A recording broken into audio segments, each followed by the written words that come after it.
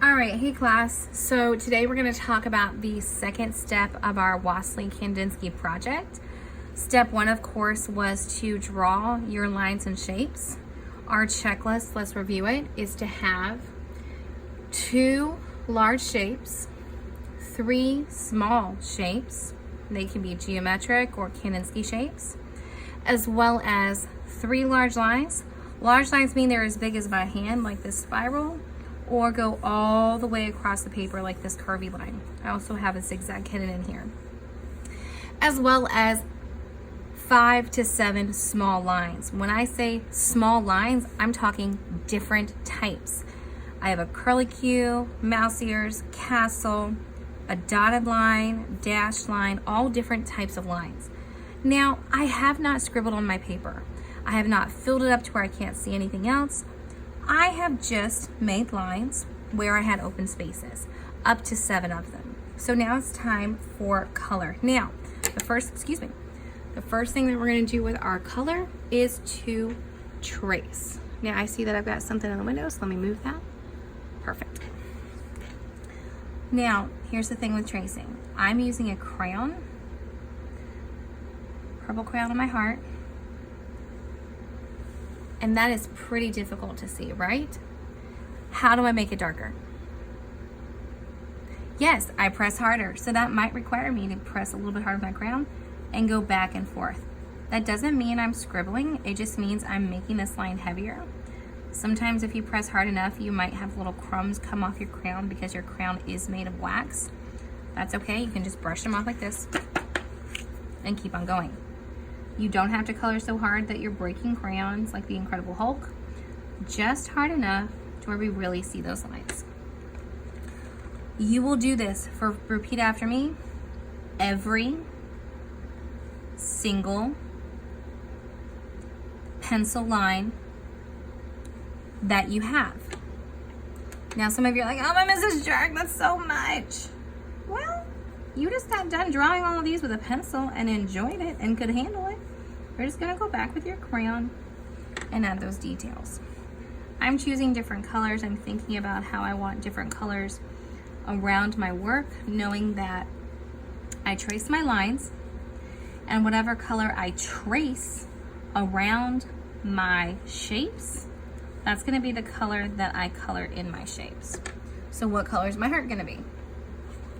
Purple, yeah, because I traced it in purple. All right, I am going to keep going. You're gonna see some fast motion, and then we'll talk about painting.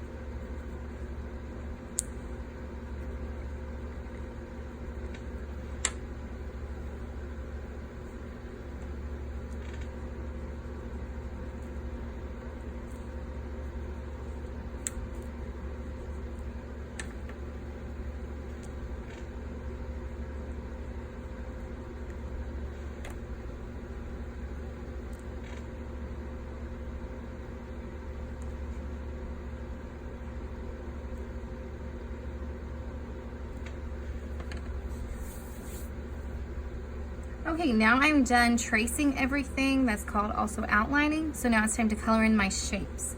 Again, I'm going to color pretty heavy because when I go back and paint, if I don't fill in the white spaces of my shapes, the paint will go over them and it's going to be hard to see. You don't have to color so hard that you break crayons like the Incredible Hulk, but do press a little bit harder so that you can have your work dark enough to where we can see those shapes with your paint. All right, this is gonna speed up again.